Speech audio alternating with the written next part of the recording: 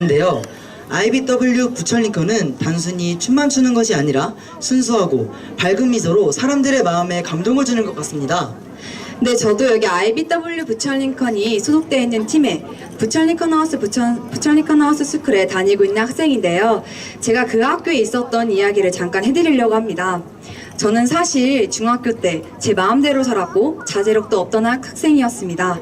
그렇게 저는 나쁜 친구들을 만나면서 담배도 손에 대고 술과 그러면서 제 마음도 망가지게 되었고 몸도 같이 망가지게 되었습니다.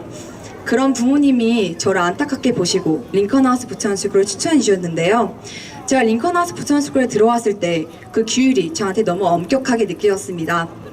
전자제품 사용도 금지였고요.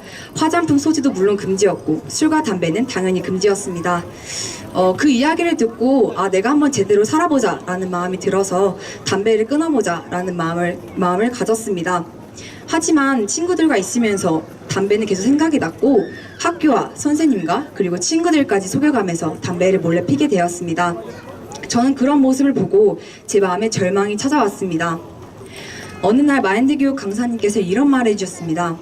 교도소에 있는 사람들은 교도소 안에 있을 때 죄를 안 짓고 살기 때문에 이제는 죄를 안 짓고 살 수 있다는 확신을 가지게 됩니다. 하지만 그런 사람들은 짧으면 당일, 길면 3개월 안에 다시 교도소 안에 들어오게 됩니다. 라고 하시면서 마약 중독자 이야기를 들려주셨습니다. 그 마약 중독자는 출소를 한 뒤 어느 정도 마음의 안정이 찾아오자 강사님께 이렇게 말했다고 합니다. 강사님, 제가 예전에 같이 마약을 하던 친구가 있는데 그 친구를 구해주러 가고 싶습니다.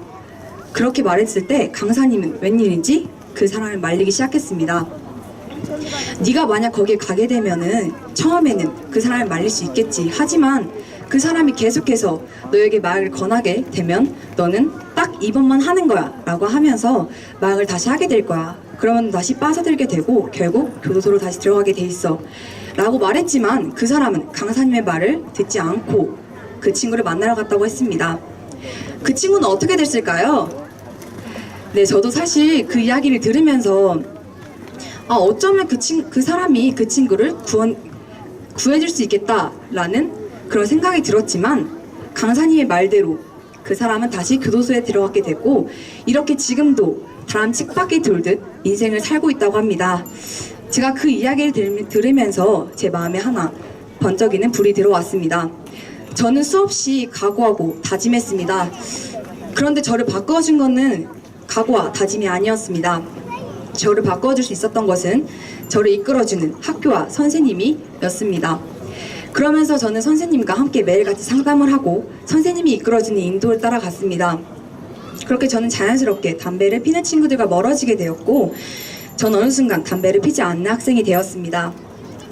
저는 중학교 때까지만 해도 전 담배 끊을 수 없는 사람이었고 사실 저는 지금 이 몸매가 그렇게 날씬한 편은 아니지만 저는 옛날에 100kg를 거의 육박할 정도로 뚱뚱했습니다.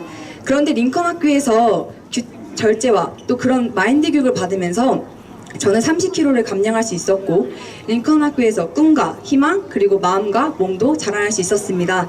그렇게 저는 이렇게 여러분 많은 사람들 앞에서 사회를 볼 수 있는 사람이 되었는데요. 저희 주변에 옆에 있는 학생들을 보면은 저처럼 옛날에 많이 방황하고 있는 친구들이 보입니다. 그런 친구들을 저희 링컨하우스 부천스쿨에 보내시면은 저처럼 많은 변화를 입을 수 있다 생각이 듭니다. 제 이렇게 좀 짧은 이야기를 이렇게 들어주셔서 정말 감사드립니다. 네, 이혜주 학생의 이야기를 들으니 학생들의 밝은 미소는 바로 밝고 깨끗한 마음에서 나오는 것 같습니다. 다음 순서는 아주 특별한 댄스가 준비되어 있습니다.